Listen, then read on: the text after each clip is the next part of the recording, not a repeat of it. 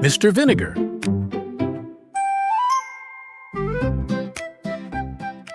Mr. and Mrs. Vinegar lived in a vinegar bottle.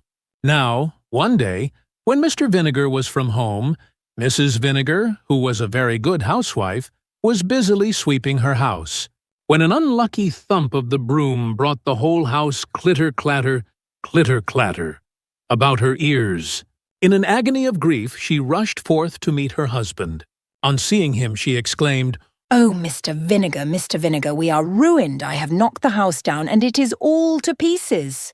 Mr. Vinegar then said, "My dear, let us see what can be done. Here is the door, I will take it on my back, and we will go forth to seek our fortune." They walked all that day, and at nightfall entered a thick forest. They were both very, very tired, and Mr. Vinegar said, "My love, I will climb up into a tree, drag up the door, and you shall follow." He accordingly did so, and they both stretched their weary limbs on the door, and fell fast asleep. In the middle of the night, Mr. Vinegar was disturbed by the sound of voices underneath, and to his horror and dismay found that it was a band of thieves met to divide their booty. "Here, Jack," said one. "Here's £5 for you. Here, Bill, here's £10 for you. Here, Bob, here's £3 for you." Mr. Vinegar could listen no longer.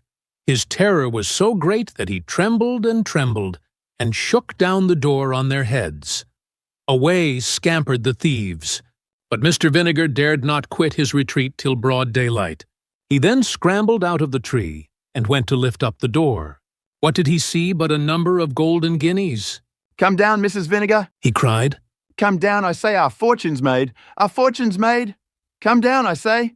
Mrs. Vinegar got down as fast as she could, and when she saw the money, she jumped for joy. "Now, my dear," said she, "I'll tell you what you shall do. There is a fair at the neighbouring town. You shall take these 40 guineas and buy a cow. I can make butter and cheese, which you shall sell at market, and we shall then be able to live very comfortably." Mr. Vinegar joyfully agrees, takes the money, and off he goes to the fair. When he arrived, he walked up and down, and at length saw a beautiful red cow. It was an excellent milker, and perfect in every way. "Oh," thought Mr. Vinegar. "if I had but that cow, I should be the happiest man alive." So he offers the 40 guineas for the cow, and the owner said that, as he was a friend, he'd oblige him. So the bargain was made, and he got the cow and he drove it backwards and forwards to show it. By and by he saw a man playing the bagpipes, Tweedledum Tweedledee. The children followed him about, and he appeared to be pocketing money on all sides. "Well," thought Mr. Vinegar, "if I had but that beautiful instrument, I should be the happiest man alive. My fortune would be made." So he went up to the man. "Friend," says he, "what a beautiful instrument that is, and what a deal of money you must make." "Why, yes," said the man. "I make a great deal of money, to be sure, and it is a wonderful instrument." "Oh," cried Mr. Vinegar, "how I should like to possess it." "Well," said the man, "as you are a friend—" "I don't much mind parting with it. You shall have it for that red cow." "Done," said the delighted Mr. Vinegar. So the beautiful red cow was given for the bagpipes.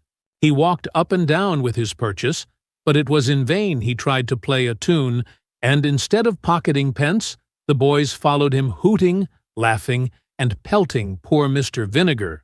His fingers grew very cold, and just as he was leaving the town, he met a man with a fine, thick pair of gloves. "Oh, my fingers are so very cold," said Mr. Vinegar to himself. "Now, if I had but those beautiful gloves, I should be the happiest man alive." He went up to the man and said to him, "Friend, you seem to have a capital pair of gloves there." "Yes, truly," cried the man. "and my hands are as warm as possible this cold November day." "Well," said Mr. Vinegar, "I should like to have them." "What will you give?" said the man. "As you're a friend, I don't much mind letting you have them for those bagpipes."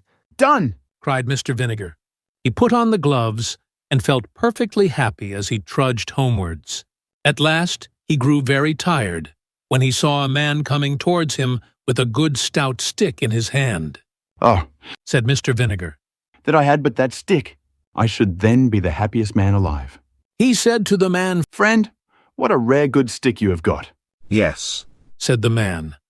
I have used it for many a long mile, and a good friend it has been. But if you have a fancy for it, as you are a friend, I don't mind giving it to you for that pair of gloves." Mr. Vinegar's hands were so warm and his legs so tired that he gladly made the exchange.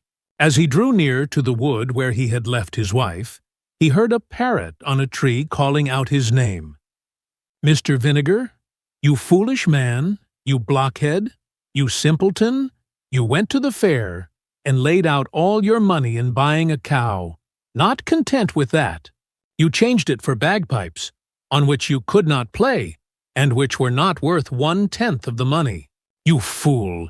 You had no sooner got the bagpipes than you changed them for the gloves, which were not worth 1/4 of the money, and when you had got the gloves, you changed them for a poor miserable stick.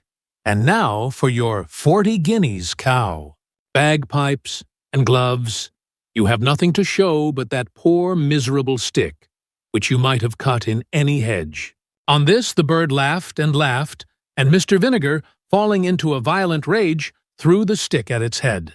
The stick lodged in the tree, and he returned to his wife without money, cow, bagpipes, gloves, or stick, and she instantly gave him such a sound cudgelling that she almost broke every bone in his skin.